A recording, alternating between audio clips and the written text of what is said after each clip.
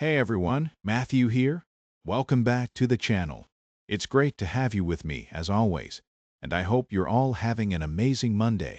It is February 2nd, 2026, and you're tuned into the Nasdaq Daily Recap. Market news and economic landscape. Today's economic calendar was an important one. At 10 a.m., we received S&P Global Manufacturing (PMI) and ISM Manufacturing (PMI) data. On the earnings front, after the bell, Palantir was scheduled to report results. Overnight session.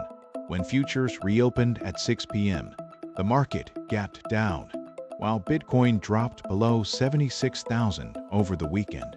Our robot made two short trades overnight, capturing $169 in net profit.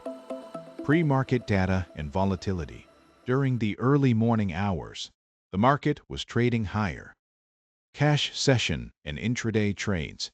At the 9:30 a.m. open, the market moved higher.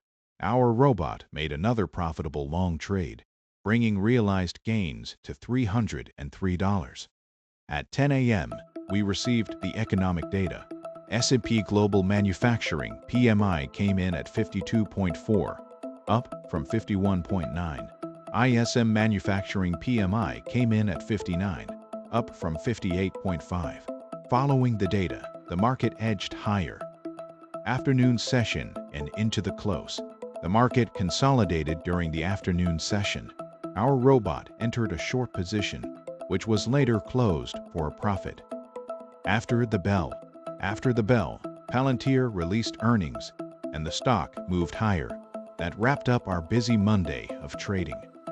Summary. Overall, it was a busy Monday, as the market recovered from its previous lows. Our robot finished the day with $323 in profit, trading one contract of the E-micro futures. Thank you for tuning in and being part of this daily journey.